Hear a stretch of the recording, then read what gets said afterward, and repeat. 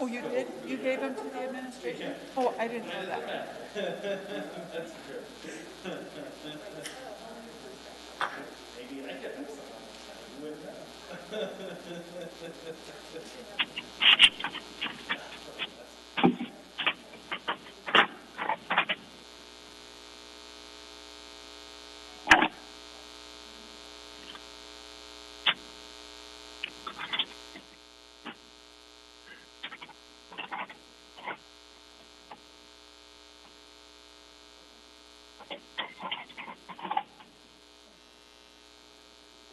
I did that.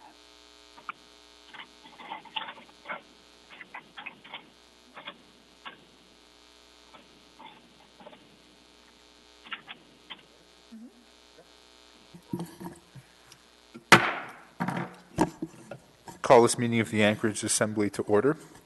Madam Clerk, would you please do a roll call?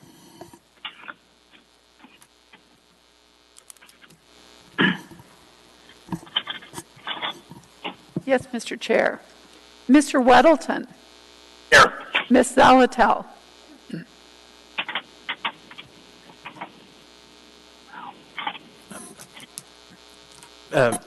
Madam Clerk, she did text me that she was going to be unable to attend the meeting. Okay. Okay, thank you. All right. Mr. Dunbar. Here. Ms. Kennedy. Here. Mr. Rivera. Present. Ms. LaFrance. Here. Mr. Peterson. Present. Mr. Constant. Here. Ms. Quinn Davidson. Here. Mr. Perez Verdia. Present. And Mr. Dyson asked to be excused. Yes, so both Ms. Zalatel and Mr. Dyson are excused. At this time, Mr. Hemstreet, you're the closest. Would you mind leading us in the Pledge of Allegiance?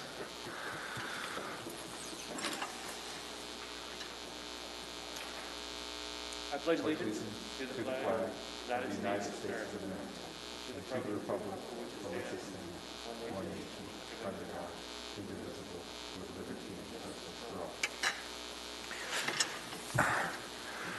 Thank you very much. Minutes of previous meetings, there are none. Mr. Mayor, would you like to give a report? You don't have to. I'm sorry, can you repeat that? I was asking if the mayor wanted to give a report. Sorry. It's all right. He is approaching the microphone. Thank you, Mr. Chair. I will defer giving a report until after the ceremonial portion of this proceeding, if that's okay with you and the members of the Assembly. That's great. Thank you, Mr. Mayor. Thank you. Assembly's chair's report, I do not have one. Committee reports, let's see if we can go down the dais here. Mr. Perez Verdia, do you have an assembly report, a committee report? No report. Thank you, Mr. Chairman. Pause just a minute. I'm not, it's not moving.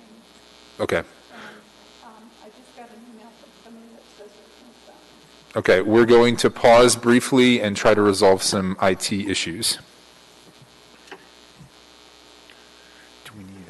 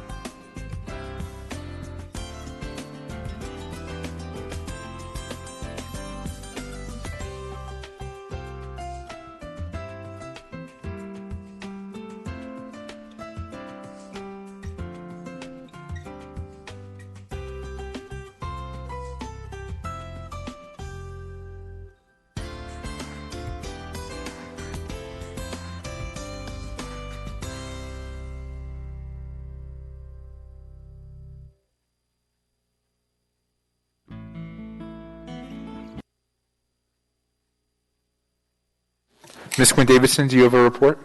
I don't. Thank you, Mr. Chair. Thank you, Ms. Quinn-Davidson. Mr. Dyson is excused. Mr. Constant? No report, thank you. Thank you, Mr. Constant. Mr. Peterson? Well, thank you, Mr. Chairman. And the Ethics and Election Committee is going to meet tomorrow virtually from noon to 1. And we're going to be discussing a possible necessary recount in the most recent election on Proposition 1, if I'm correct. Thank you, Thank you, Mr. Peterson. Mr. Weddleton? No report. Thank you, Mr. Weddleton. Ms. Kennedy?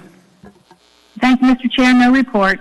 Thank you, Ms. Kennedy. Ms. Zalatel, I assume she's still excused. Okay. Mr. Rivera? Thank you, Mr. Chair. The Rules Committee meeting is going to be meeting via Teams this Friday at 12 noon. We will begin discussing implementation of the alcohol tax, and we'll have a lot to share on that, as well as talking about sort of getting back to business and what that looks like for Assembly Committee work sessions and other work. Thank you, Mr. Chair. Thank you, Mr. Rivera. Ms. LaFrance? Thank you, Mr. Chair. Nothing to report. Thank you, Ms. LaFrance. All right. So at this time, we would usually have a motion to incorporate the addendum to the agenda. Instead, I would ask that folks, because there are 3 laid on the table items, we just move them all independently. So the first is 9A1. Is there a motion to introduce that? Move to introduce. Nope. This is, Move to introduce. I guess, can we just move to approve it? It's a resolution. So can you move to approve that, Mr. Peterson? Move to approve. Can I get a second? Second. Oh, Ms. LaFrance? Okay. So moved and seconded. Is there any opposition to this resolution? I'm not sure I've seen that. Was that emailed? Oh, shoot. You know, that's, Ms. Venneklassen, was that emailed to folks? Mr. Chair, I believe that it was, but I will follow up with another email right now. Okay.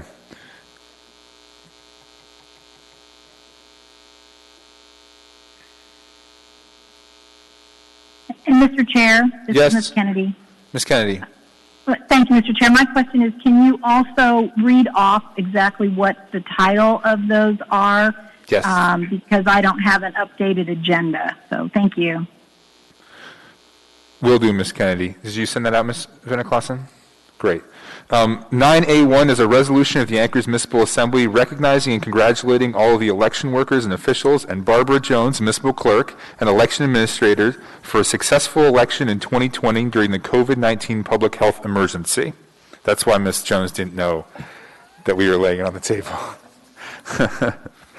Mr. Welton, did you receive that?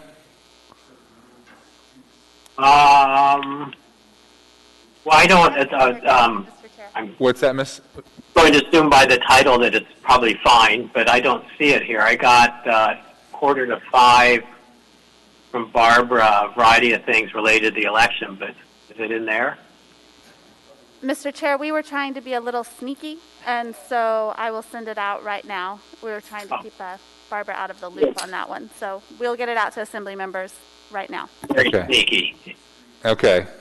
And we outthought ourselves on that one a little bit.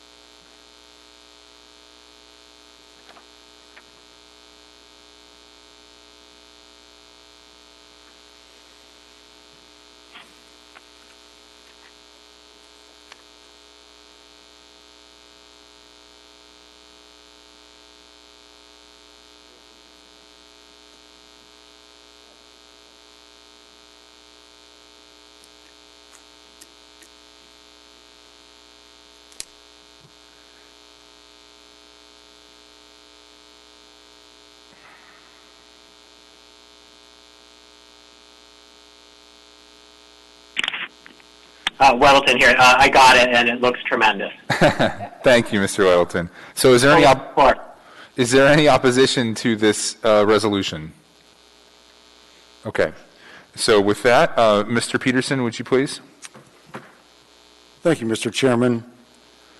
AR number 2020-129, a resolution of the Anchorage Municipal Assembly recognizing and congratulating all of the election workers and officials and Barbara Jones, municipal clerk and election administrator, for a successful election in 2020 during the COVID-19 public health emergency.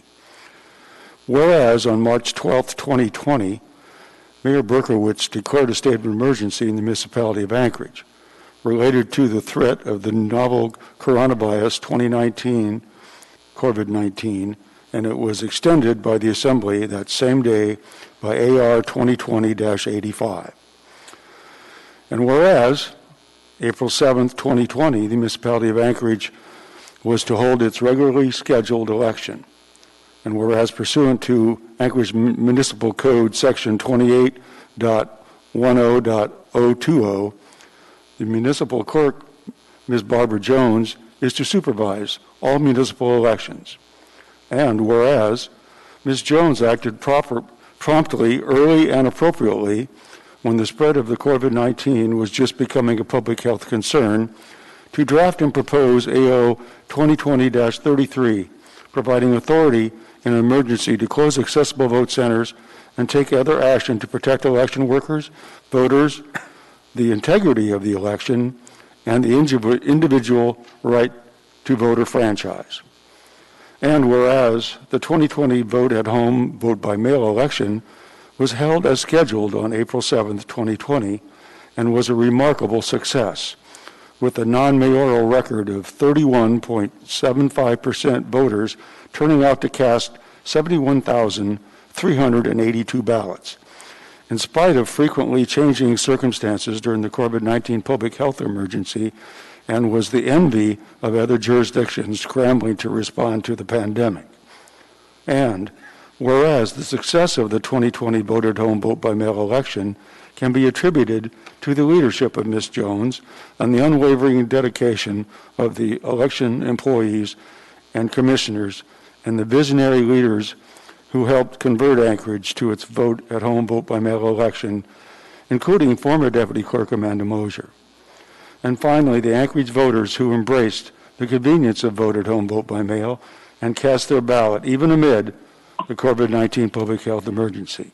Now, therefore, be it resolved that the Anchorage Assembly recognizes and honors Barbara Jones and all the election workers and commissioners for an outstanding effort and celebrates the fruition of their hard work, a successful municipal election in 2020. Passed and approved by the Anchorage Assembly this 21st day of April, 2020.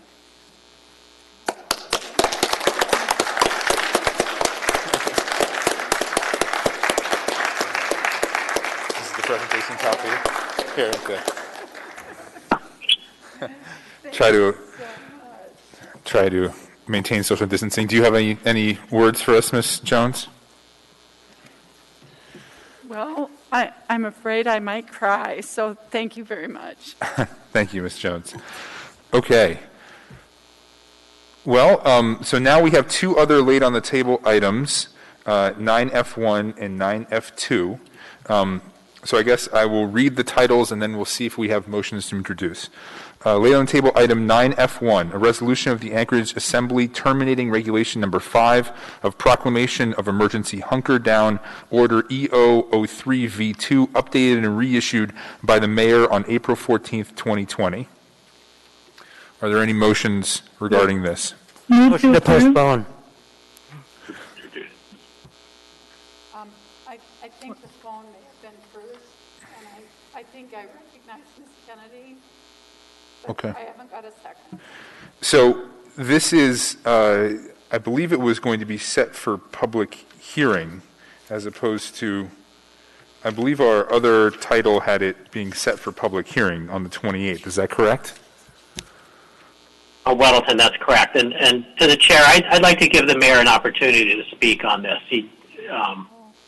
I wonder, is that allowed to do it? I know Any motion first? Crystal had moved to introduce, and I know the mayor would like to speak on this, and I had a few questions. The clerk would like to speak.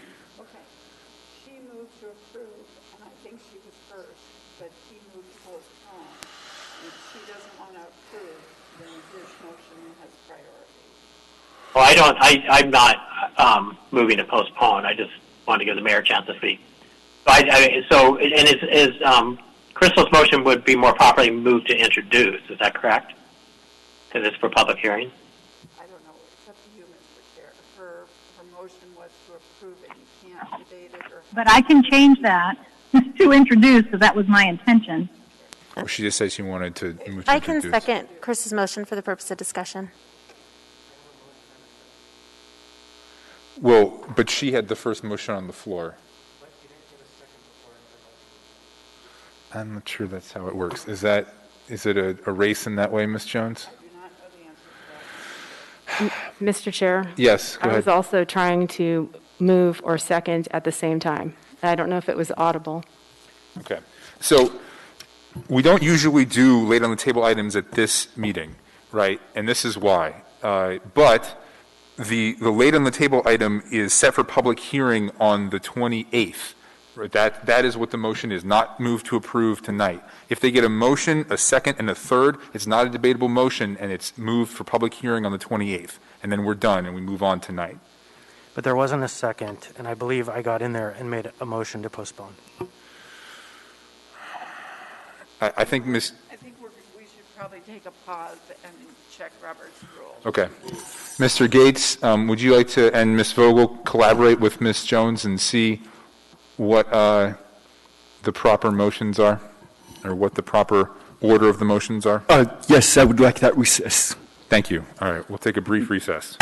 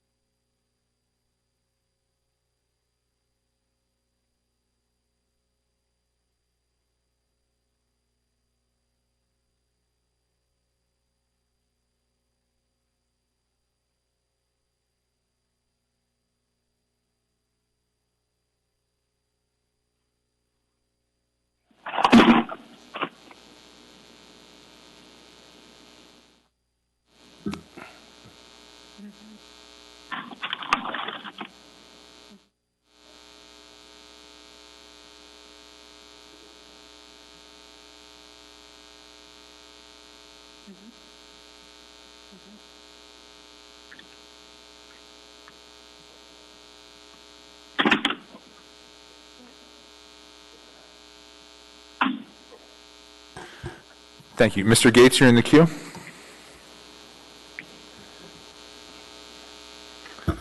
Here, we'll go back on the record. Thank you. Thank you, Mr. Chair. This is Dean Gates. So the question is, if I make sure I get this question correct, please. Someone has moved to set a public hearing for this resolution. Someone else at the same time has moved to postpone. And the question is, who gets to make a motion first? Yes. Correct. And in Robert's point of rules, order. Point of order. Yes. There's a subsequent element to that, and that is that the mover of the second motion had a second, whereas the previous mover didn't.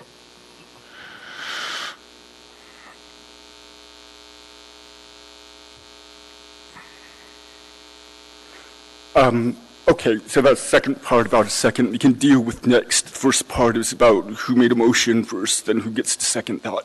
So the first part is my understanding in Robert's Rules of Order.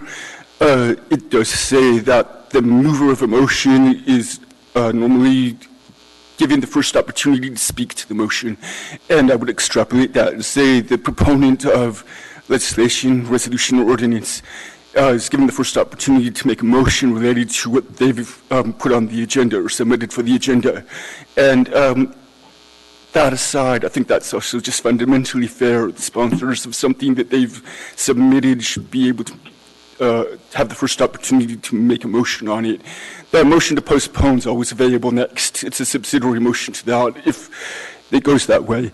And then I would finally just add that this decision is really in parliamentary law and in our code a decision of the chair, and then it can be objected to by a member and put to a majority vote if somebody disagrees with the chair's ruling on who got to make a motion first. Thank you, Mr. Gates.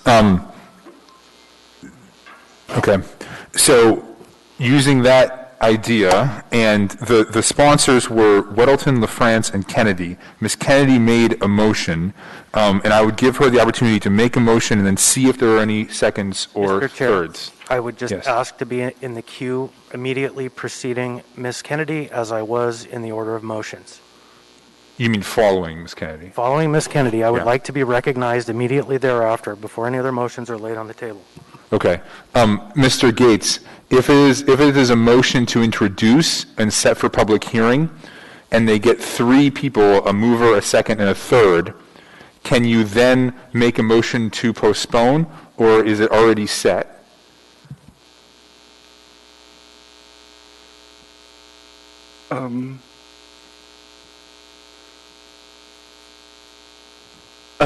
I don't have real clear guidance on this. I think that would be a decision for the chair, but I would look at what we usually do, and usually for second, third is the end of it, and all other motions happen when we have the public hearing and when it's closed, and then so forth.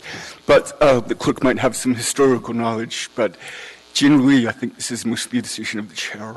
Thank you, Mr. Gates. Do you have any thoughts on that, Ms. Jones? No, the only thing that I have is that if I did find something, if similar to Mr. Gates, if Ms. Kennedy has the floor and made a motion, but before the chair states the motion, she can correct it. That's what I found. All right. Ms. Kennedy, do you want to make a motion? And if so, what is that motion? Thank you, Mr. Chair. Sorry about all the confusion. My motion would be the motion to move to introduce and set the public hearing for the date of April 28th. Thank you. Thank you. Is there a second? I'm in the queue, Mr. Chair. I'm going to allow people to have a second and a third, and then you can make a subsequent motion. But there's an opportunity for people to make seconds and thirds. Weddleton, second. Is there a third? Third. Okay. I actually don't know that that's accurate, but I will bow to the chair. Well, I can't recall in 4 years now the that case it's where been people moved second and third, Yes. I will now make my motion to postpone. Okay. Is there a second to that motion to postpone? Yeah. I'll second. Okay. So I think it is highly unusual to make a motion to postpone on something that has been introduced. However, it was also unusual to introduce something at this meeting. So I'm going to allow us to debate the motion to postpone. What date are you postponing until?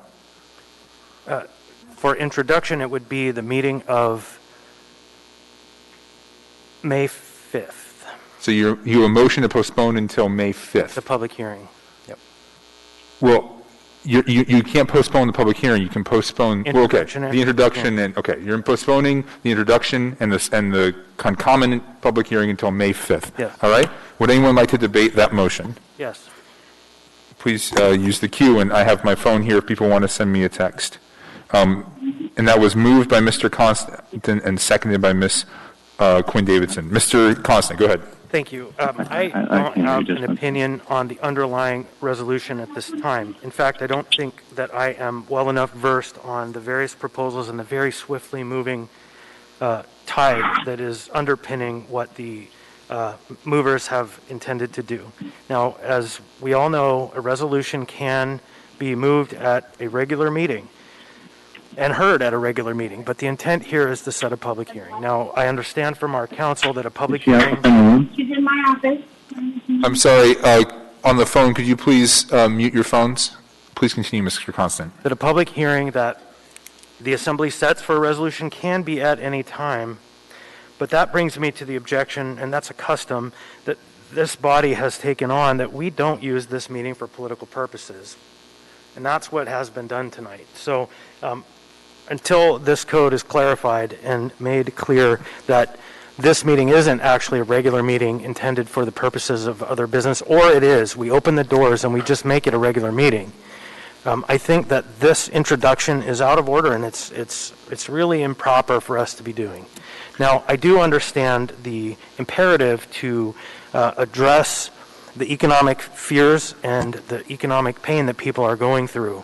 But we should have done this in our regular order of business. We could even have introduced this thing at our next meeting and set for a public hearing the same day according to the code, because the Assembly can do that. But to use this meeting for that purpose is a real stretch of our procedures, and I find it to be an action that we should postpone. That's it. Thank you. Thank you, Mr. Constant. We have in the queue Ms. Kennedy, Mr. Weddleton, and Ms. Quinn Davidson. Thank you, Mr. Chair. I would oppose the motion to postpone simply because we are in such an unusual time, and obviously even the fact that you're sitting there in the Lusac Library at this moment with about maybe half of the members there, but because we're in this lockdown situation, I think we recognize that there are things that are moving really fast, that we do have to have good conversations, and the best way to do that for this particular item, because it is such a volatile issue, seems to be one that we should get to sooner rather than later. So by setting it for a public hearing next week, we can have some good conversation at that meeting. Maybe there'll even be more of us in attendance. I don't know. It's hard to say. But I don't think we need to postpone anything until May the 5th for something that's as critical as this. Thank you.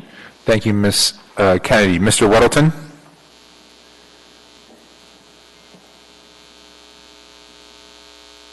Mr. Weddleton, I think you might be on mute. I'm always on mute when I'm most eloquent. Sorry about that. So about Mr. Constant's point, it's true that by some tradition we don't use this meeting for other purposes, but it's not that this is political. This is an important issue, as we all know, and we could just lay this on the table at our next meeting and vote on it, but it's so important that would be unfair. We want to give the world a view of what we're looking at here, and they think it's just more fair that way. So this is a fairly simple thing to just introduce. The discussion will really happen at our next meeting and wasn't expected to happen at this one. So given the unique circumstances, this is very appropriate to use this meeting, which is an assembly meeting, though it's got a light agenda. It's no different than other meetings, truly. So I do oppose the postponement to May 5th. Thank you, Mr. Weddleton. Ms. Quinn Davidson? Thank you, Mr. Chair. I guess I'm looking for a little clarification from our lawyers and also from the movers, or the sponsors of this ordinance, a resolution rather. So is the issue that they need a week for a public hearing, and so by laying it on the table today, they're meeting that deadline, or Mr. Constant, do you believe they're actually a day short?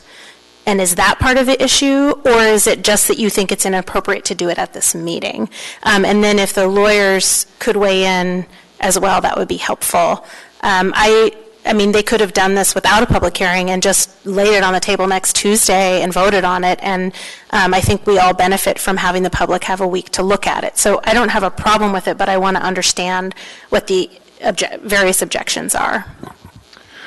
Thank you. Mr. Gates, do you want to try to answer those questions? Yes. This is Dean Gates, for those on the phone. The 7 days notice issue for setting the public hearing, it's in the charter and it's applicable to ordinances in Charter Section 1001. The code has, in Section 2360, said that for resolutions, we will follow the procedures for ordinances in conducting the public hearing. However, it's two sections. Subsection A says the Assembly can set public hearings and resolutions at such time and with such public notices the Assembly may determine. And then B is follow the other procedures for ordinances. I think A, for setting the time for public hearing, as the Assembly may determine, allows you to set public notice 3 days prior, 4 days, 10 days. It isn't bound. Setting a public hearing for resolutions is not tied to the at least 7 days notice as it is with ordinances because of what the code has said about the Assembly's authority to set the time and the public notice as you determine. Thank you. Ms. Quinn-Davidson, do you have any follow-up questions to that? It looks like Ms. Vogel might want to weigh in, but otherwise, if Mr. Constant wants to respond too. Go ahead, Ms. Vogel. Thank you. Yeah, so looking to that same code section, I would just say there's some ambiguity in the code about what you need to set a public hearing for a resolution. So for ordinances, which would require a longer notice period than what we've got here, a first, second, and third sets it for public hearing.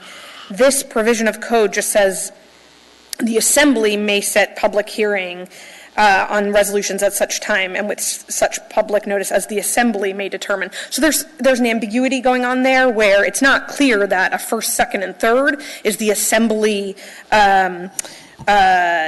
deciding on a time because it's just a first, second, and third. So I think that this is an ambiguity. I understand that there's probably been a significant practice of allowing a first, second, and third to set public hearings, probably without debate. So I just want to offer that there's an ambiguity in the code, which is not a full answer for you.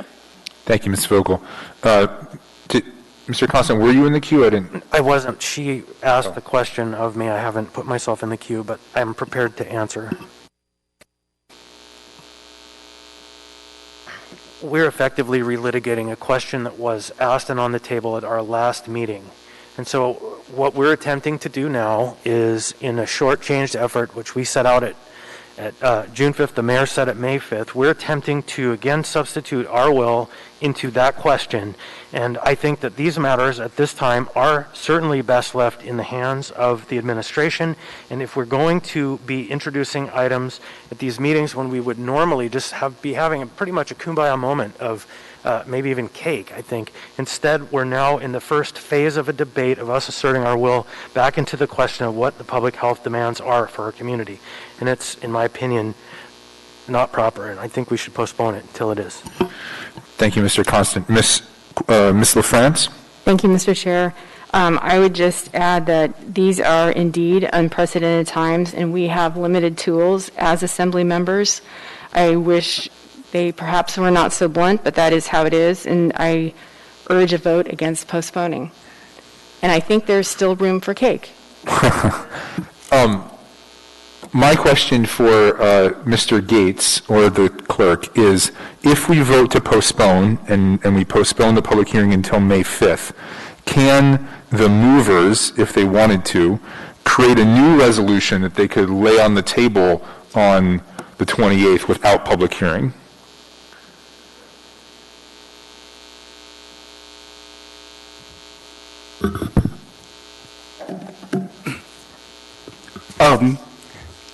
Well, that's an unusual question. Technically, it seems like you could. Sure. Okay. And it's discretionary to set a public hearing at all. It does seem a little redundant to have two the same, one trying to set a public hearing and one not. But if anyone else has something to add, that's fine. I don't have good legal guidance on that. Thank you, Mr. Gates. Technically, it should be allowed.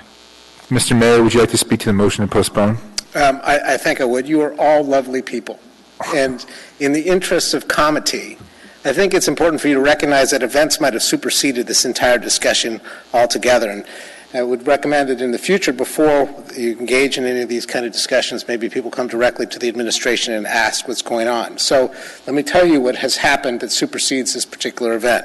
We've been working closely with the administration, with the state administration. The governor announced today that there are going to be openings at the state level on Friday. He might have jumped the gun a little bit and said that we're going to be moving towards a Monday date. What our plan is to work with local businesses, so we have protocols in place for local businesses so they can open safely sometime next week based on the timetables that those businesses choose to open, so long as it is as the conditions are met with the metrics in this city, metrics that relate to declining rates of COVID in the community, which seem to have been met, and a certainty in the amount of testing that exists, which we are, if we have not achieved at this point, are close to achieving. So I think this debate, while I always appreciate a venture into the esoteric, bizarre, Byzantine, and labyrinthine world of the rules of order, and it is fascinating, I offer you a way out. You can just follow the string that I have laid in front of you and escape. Thank you, Mr. Mayor. You left out Kafkaesque. Okay, so right now, is there any further discussion on the motion to postpone? All right, seeing none, please vote on the motion to postpone until May 5th. Mr. Weddleton? No. Ms. Salatel? Oh, she's absent. Ms. Kennedy? No. Mr. Perez-Verdia? Yes.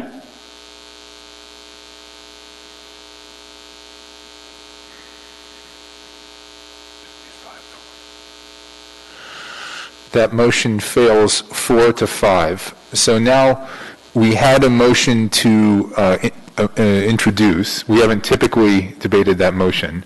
I'm going to rule that we are not going to debate that motion, and it is set for public hearing. If anyone would like to challenge that ruling, they can do so now.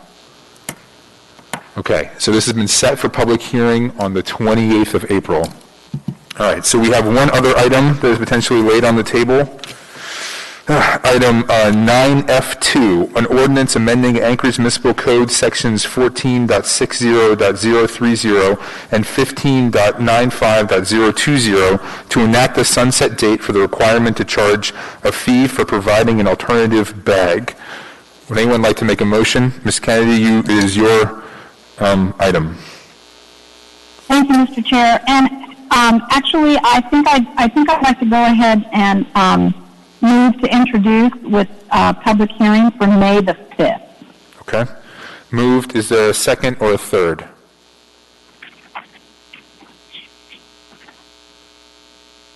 Is there a second and a third? All right. I'm sorry, Ms. Kennedy. I believe that dies for lack of a second and a third. All right. Thank you, Mr. Chair. Thank you, Ms. Kennedy. All right. With that, maybe we can get back to the kumbaya. That concludes our regular agenda. We are now to... Mr. Chair, one last thing before we move on. Mr. Constant. I just would say for the record, moving forward, that this meeting is a regular meeting, and I will treat it as such for the purposes of any regular business going forward. Thank you, Mr. Constant. A grim portent of things to come. We are now on item 15A, certification of the April 7th, 2020 regular municipal election. Madam Clerk, what motions do we need?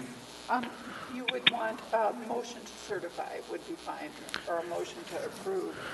Is a document say certification? Yes, you can either do motion to approve the AM. Move to approve the certification. Second.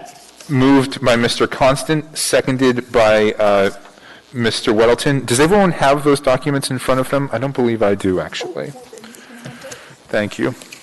Okay. Is that a debatable motion? The motion to approve, it is. Yep. Is there any discussion on the motion to approve?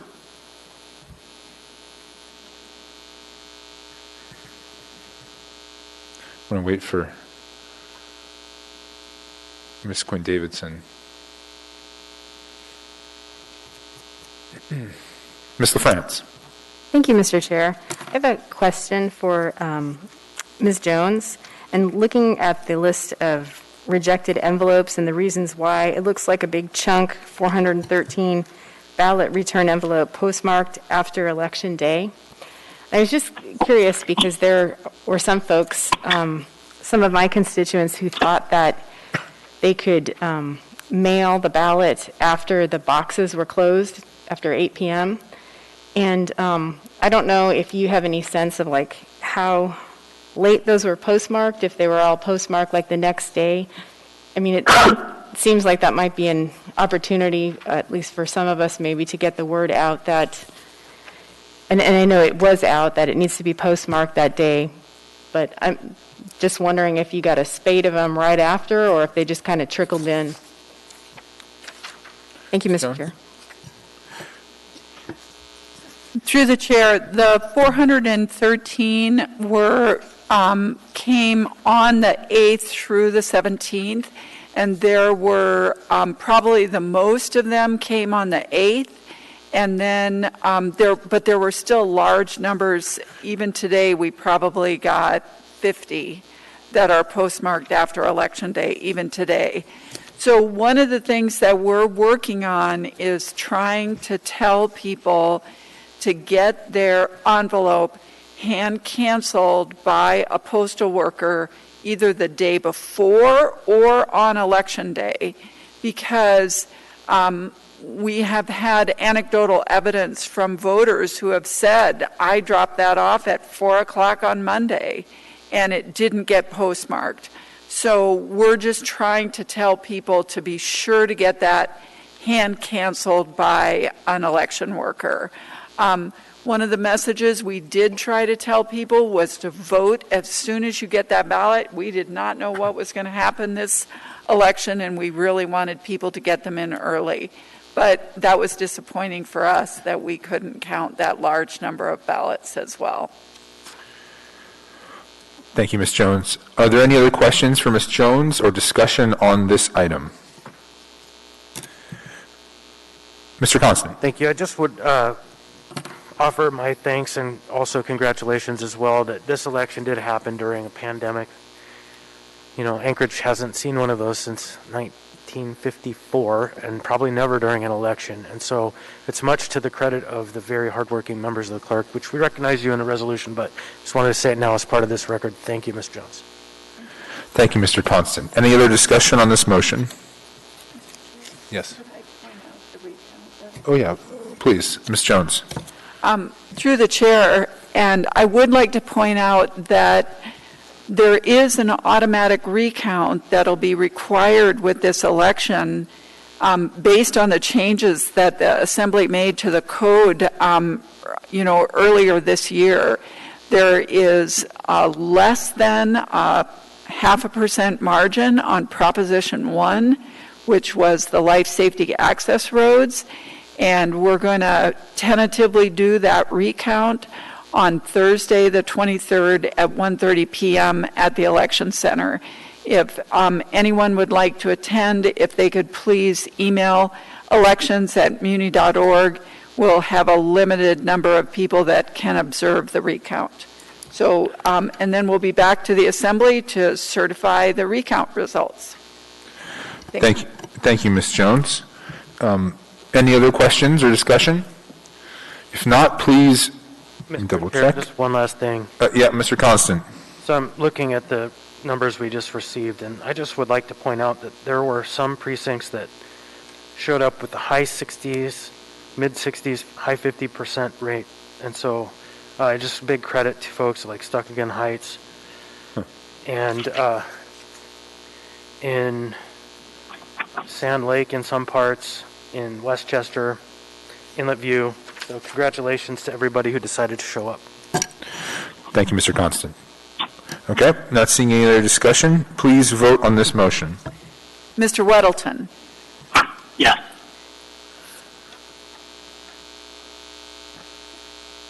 Ms. Kennedy. Yes. Ms. Mr. Perez Verdilla. Yes.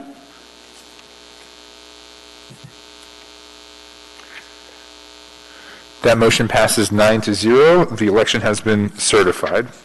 All right, at this time, Madam Clerk, would you like to administer the oath of office?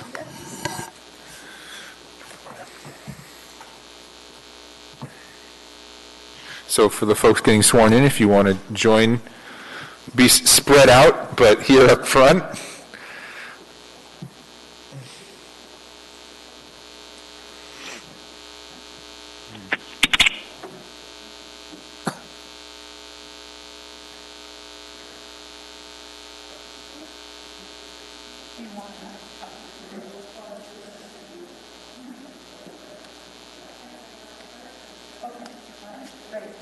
Okay, Jamie, can you get a picture of everybody from there? Okay.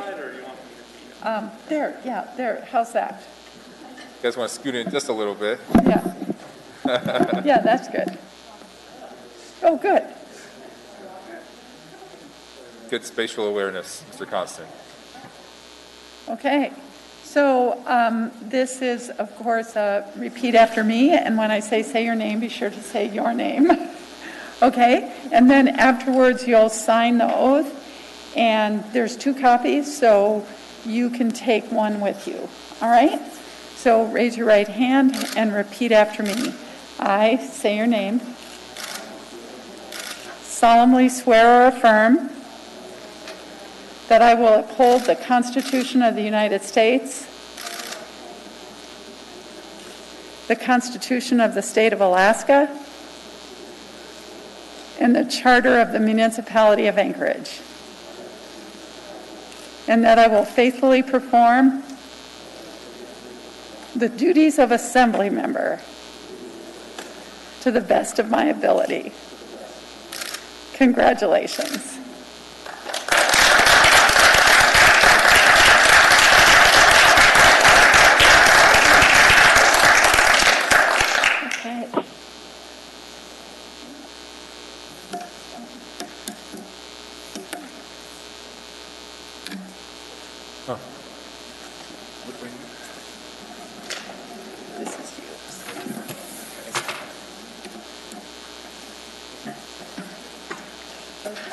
Yeah, and then I'll certify both of them and you can keep one. Okay? Yeah.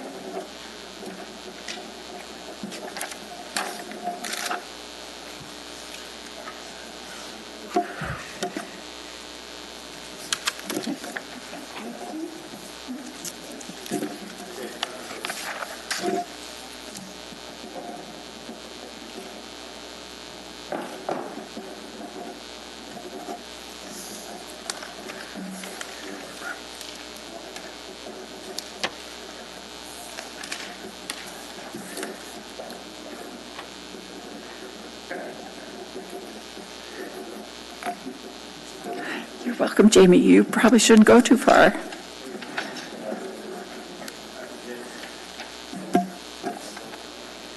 Mr. Chair, would you like to? Jamie? Ms. Allard, if you'd like to sit up here where it says Perez Verdilla. Oh, there we go. We got a new one for you right there.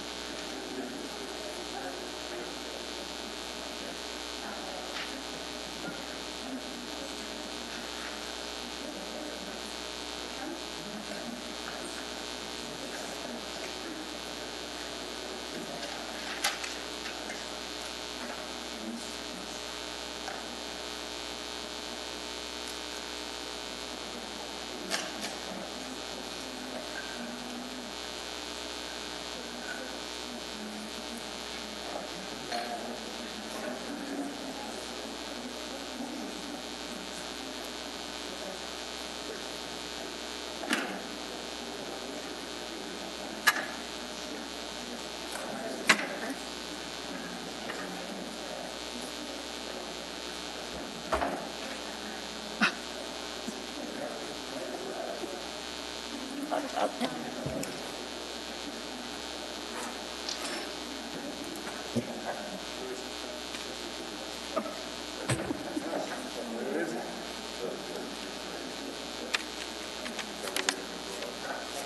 Well, yeah, we're ready. We just want to make sure we were ready. It's a motion to reorganize, Mr. Chair.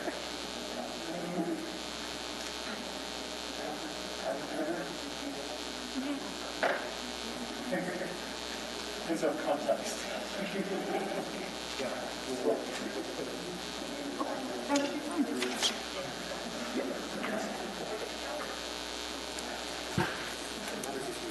Oh, where do I lost my? Where did it go? There it is.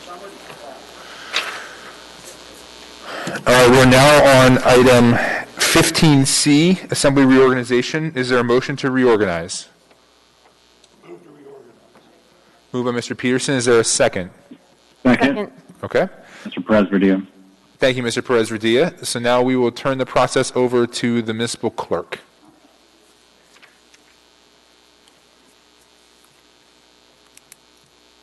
Could you ask if there's, well, I guess it doesn't matter if there's unanimous, but we assume there is, right?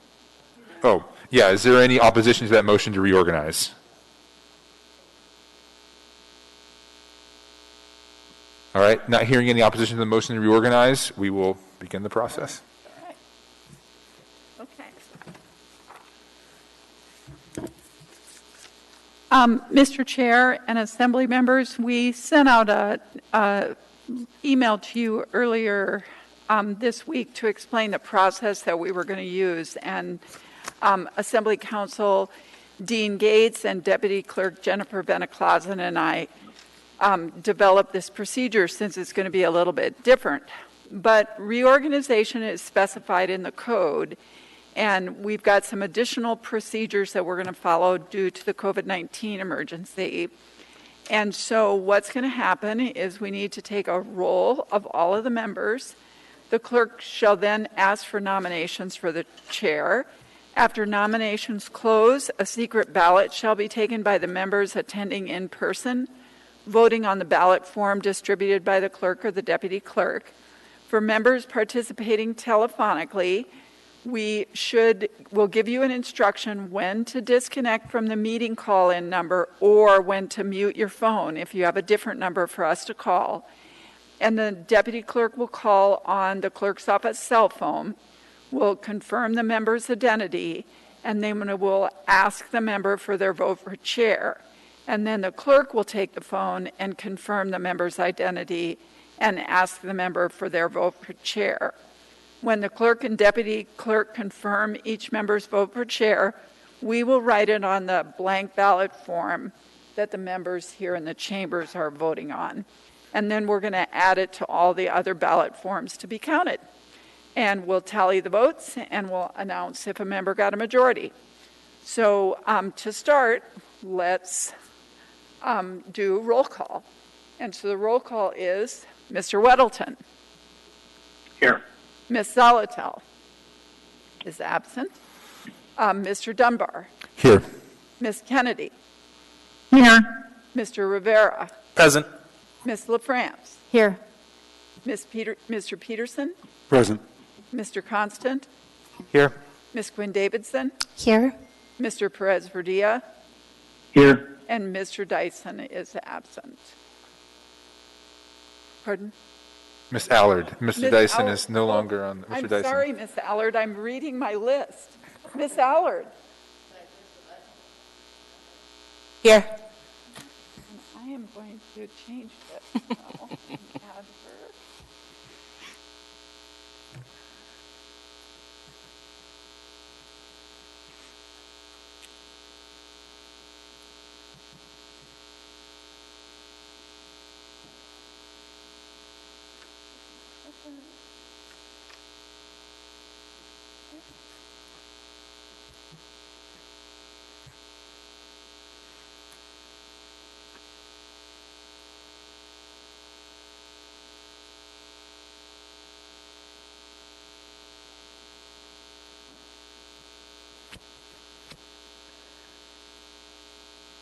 Do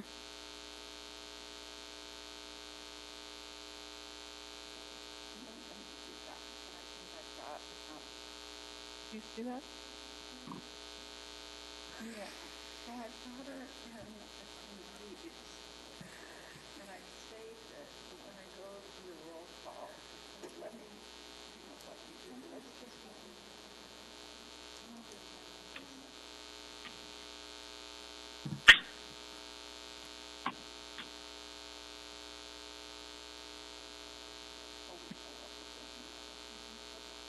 All right, so,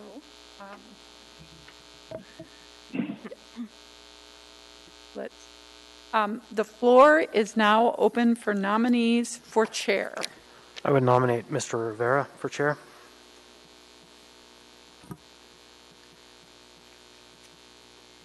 Are there any other nominations?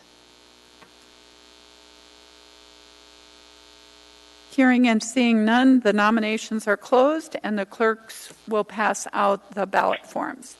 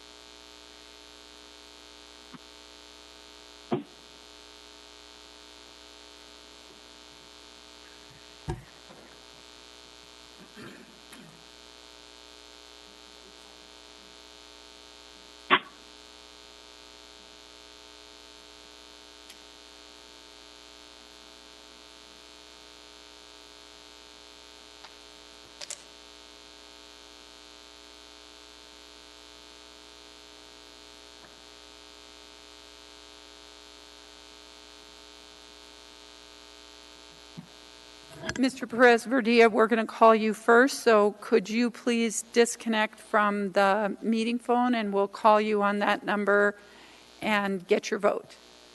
Thank you.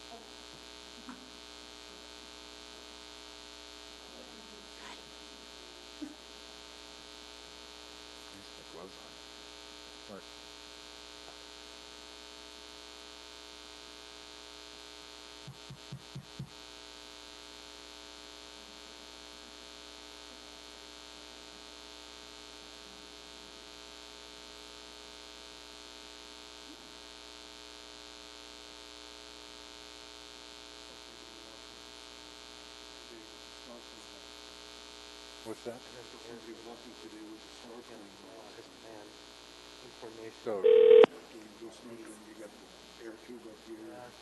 just, and it's an abuse all around. And it's an abuse that you accept from the downside. And so, use it for the meeting, not coming up with extraordinary measures to achieve the goal, redoing, relitigating.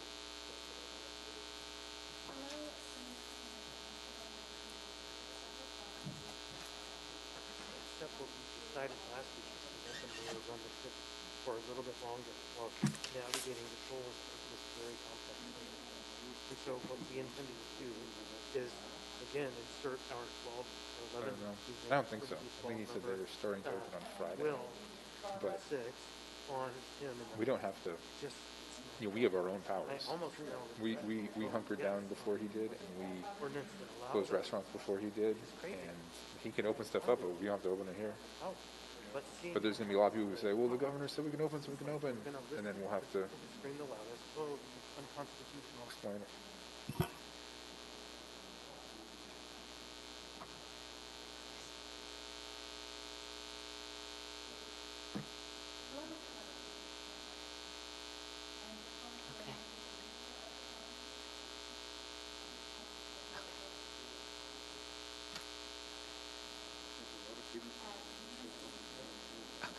What's that? I think a lot of people are going to stay hunkered down anyway. Yeah, I hope so.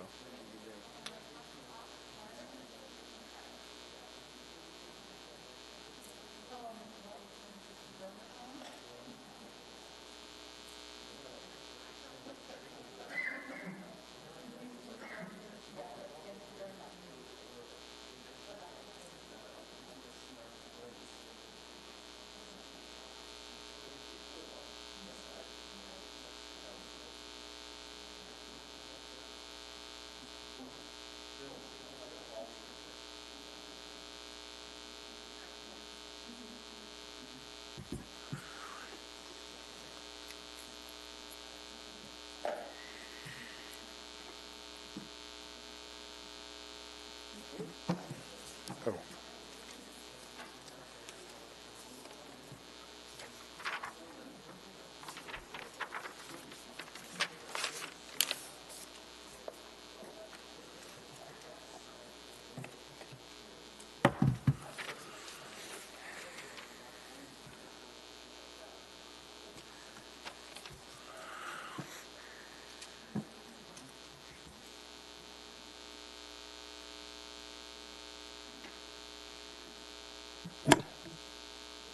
Assembly members, your new chair is Felix Rivera.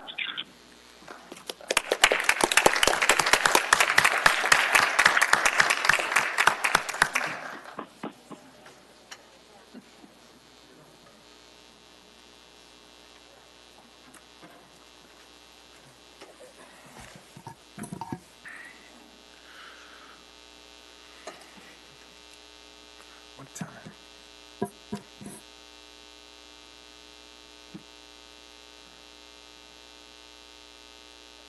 Are you ready to do this again? Yes. Okay. Okay, Assembly members, we're going to follow the same procedure for Vice Chair. Before we do that, I would like to confirm, Mr. Weddleton, are you still on the phone? I am on the phone. Ms. Kennedy, are you still on the phone? Yes, I am. Thank you. And Mr. Perez-Verdia? Yes, I am. Great, thank you. Nominations are open for Vice Chair.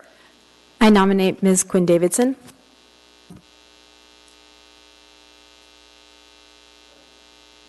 Second. That's good. Are there any other nominations for Vice Chair?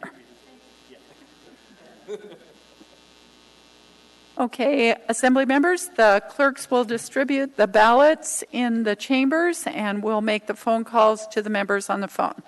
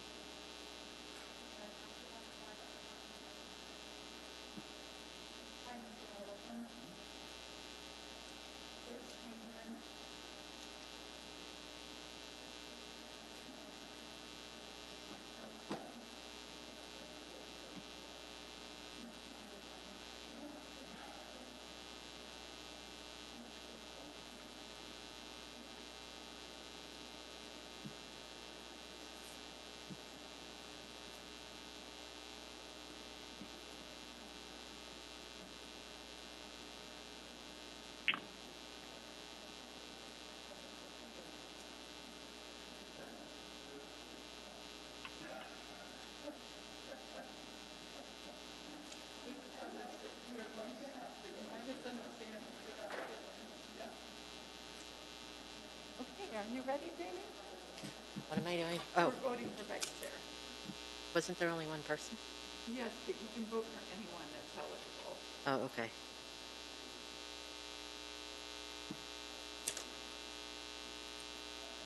Thank you.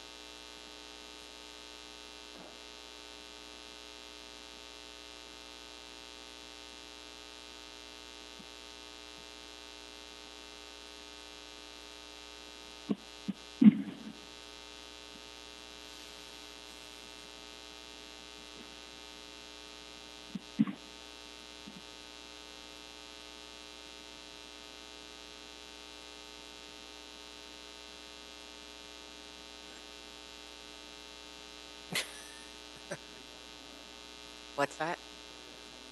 I know a little bit. Assembly members, your new chair is Austin Quinn Davidson. Vice Chair. Oh.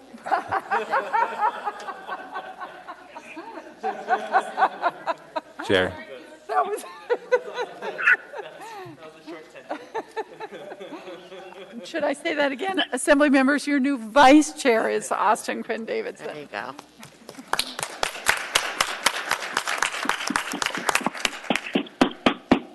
All right, thank you, Madam Clerk. So moving on in our agenda, I think that takes us to audience participation. Madam Deputy Clerk, do we have anyone?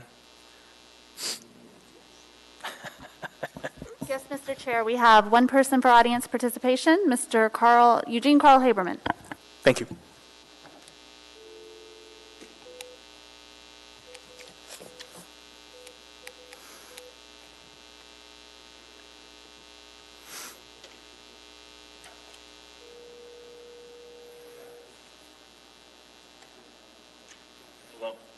Hello, Mr. Haberman. You're on with the Anchorage Assembly. Welcome, Mr. Haberman. We are at audience participation. You have 3 minutes. Thank you. My name is Eugene Carl Haberman, Alaska resident for over 42 years. Approximately 20 of those years a resident of Anchorage and currently a resident in the Manitou Valley. What I'm going to briefly say to you is still my ongoing concern. This is the 9th election that I audit the public process, and this is the 9th election that I declared it illegitimate. No one won this election. Everyone lost. I thought couldn't see it getting any worse, but you proved me wrong. It has been worse. Remind you, at the previous election, when you certified the election the year before, I witnessed a shell game by commissioners when they were reviewing the ballots. Now, in this election, I couldn't have the opportunity to witness, and any audio video I don't see on the city website for me to review before this meeting. This is an example of where is the transparency, and the key is observation of an election, and how can you have that? And then I would encourage anyone to put out a strong legal opposition to this election, because it just shows that the most important decision the governing body has to make, such as assembly, is to certify the election. But you certify the election tonight, as you've done in previous years, the assembly, and you allowed for public comment after you're certified. And that is in violation of Alaska Statute 29.20.020A, providing a reasonable opportunity for the public to be heard. You make a decision, and then you say, okay, we'll hear from the public now. Another ongoing sham. And with all due respect,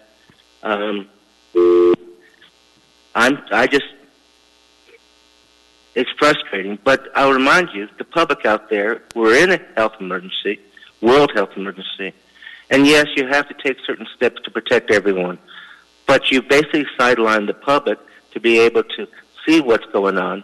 And note, even your organization today, when you selected who's going to be chair and vice chair, Well, who voted for who? Where's the openness of your decisions? Every time you make a decision, you need to have an openness and announcement who voted for who, not a secret ballot. Excuse me, you're elected and you're doing secret ballots for who you're appointing chair and vice chair, more of the same. So that leaves my comment because I have 22 seconds to spare, and I hope we all get through this whole mess. Thank you. That ends my comment with 15 seconds to spare. Thank you for speaking. Do we have anyone else? No, Mr. Chair. Okay, thank you. Then moving on in our agenda, special orders, we don't have any. Moving on to assembly comments. I'll go ahead and start on this side with Madam Vice Chair.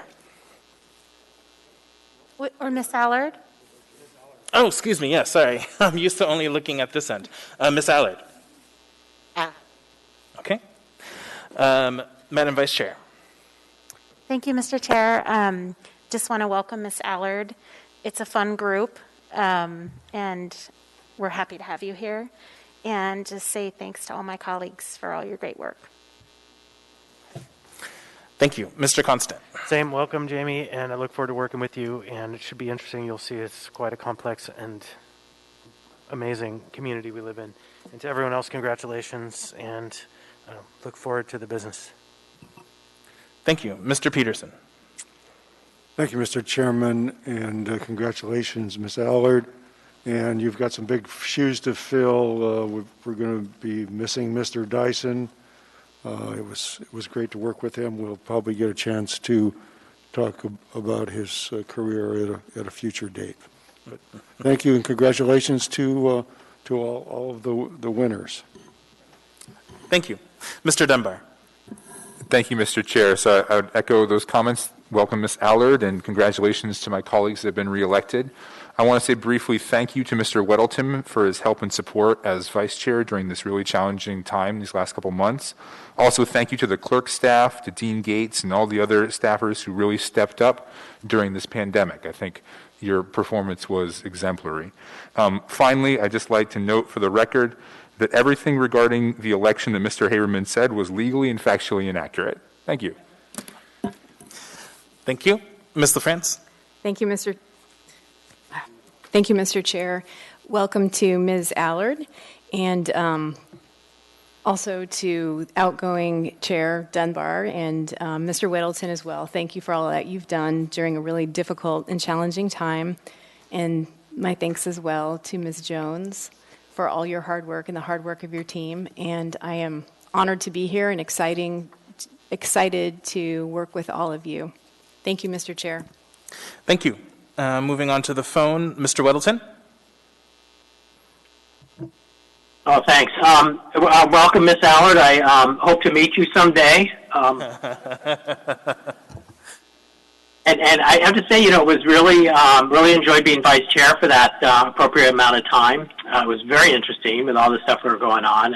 Forrest did a tremendous job. I really admired that.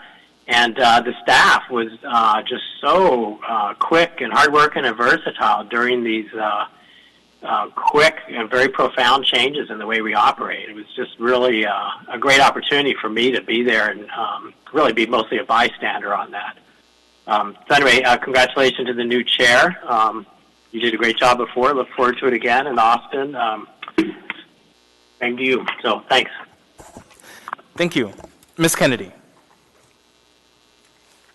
Thank you, Mr. Chair. I wanted to say welcome and congratulations to Ms. Allard as well, and to all of those newly or re-elected assembly members. And congratulations to Mr. Rivera for chair again, and congratulations to Ms. Austin Quinn Davidson. And Austin, I wanted to say on a personal note that I thought that what you put in the newspaper on Mr. Dyson was just a lovely piece to read, and I just thank you so much for doing that. I think there are a lot of people in the Chugiak Eagle River that will share that sentiment. So hopefully we'll get to all say something to him personally to thank him for all of his many years of service. But I just thank you so much for putting in the time and the effort to actually make that public statement on his behalf. So, and my thanks to Ms. Jones and her staff. This has really been an unprecedented time, as we say a lot, but they have definitely had their challenges of how to figure out how to make public process work when everything that we know about how we think it should work doesn't work. So I appreciate all of their stepping up to the challenge. So thank you very much. Thank you. Mr. Perez-Verdia.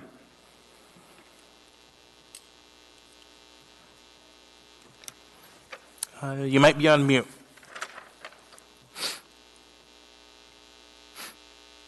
Mr. Perez-Verdia? Okay, moving on. Just some quick comments from me. First, want to congratulate and welcome Ms. Allard. I'm really looking forward to working with you. Want to give a big thanks to Mr. Dunbar and Mr. Weddleton for your leadership over the last few months and for working through a lot of the logistics and technology with the clerk's office to get us to a point where we can begin holding regular work sessions and committee meetings. I want to thank you to my colleagues for trusting me again in this position. I'm really looking forward to working with Ms. Quinn Davidson. Like I did last time when I was working with Ms. LaFrance, I want to be transparent about the goals that we hope to achieve during our tenure as Assembly leadership. So just like last time, I like things in three. We had 3 goals with Ms. LaFrance, so we have 3 new goals. First is to make Assembly actions as inclusive, transparent, and easy to follow as possible. So in essence, bringing more people into the room, although in a different way now. Second goal is more effectively communicate what the Assembly does, including our accountability measures for those already in the room. And then third goal is to improve processes and communication with the administration to ensure implementation of our priorities, including within the budget and legislative program. I've already had several good conversations with the administration about how to begin reasonably ramping up Assembly work, and I look forward to continuing that conversation with the body, the Rules Committee on Friday. I'm just generally looking forward to continuing working with this group and collaborating with everyone. I think the better we work as a body, the better for our constituents. I do believe that the mayor may want to speak, so I want to turn it over to him. Thank you very much, Mr. Chair. Congratulations. Madam Vice Chair, congratulations. Ms. Allard, welcome, and congratulations to you. I just wanted to take a moment to reflect on my friend, Fred Dyson. I've known Fred for 25 years. We were freshman legislators together, and we have had what he characterizes as a strange and wonderful relationship. One of us is strange and the other one is wonderful. He is never quite clear on who is whom. The first time I had a floor debate with him, I called him a troglodyte in public, and he has never forgotten that and loves to tell the story. But one of the things that has been remarkable about Fred is that even though we, at that time, were on very different sides of the political spectrum, we found principled ways of working together, and we co-authored a number of pieces of legislation which are in effect today. But Fred is a man of intense principle and strict adherence to the idea of fair process. And it is one of the reasons why he is such an exemplary public servant and why his modeling, I think, has benefited a generation of Alaskans who have seen him in public service on this Assembly, in the state legislature, and again in this Assembly again. And I am sorry that he is gone. I'm glad Ms. Allard is here. She is a different perspective to gaze upon than he is. He was fond of wearing flannel. If you want to start wearing flannel, we would accommodate that.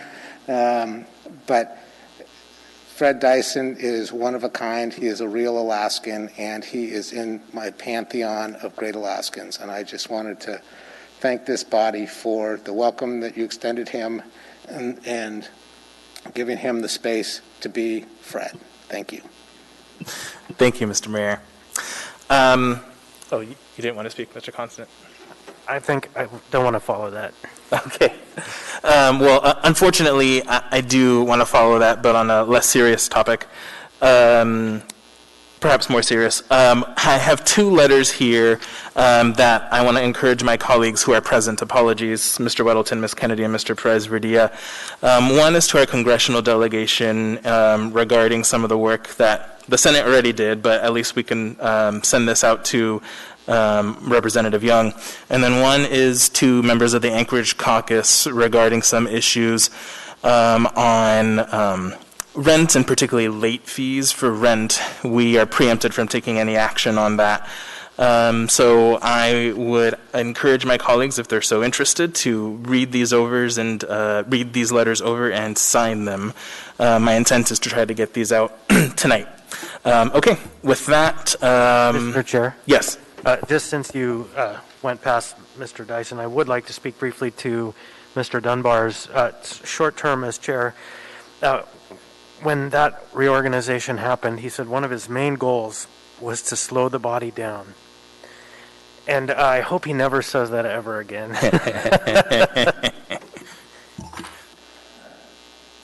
Thank you. So with that, I will go ahead and entertain a motion to adjourn. Move to adjourn. All right, we're adjourned.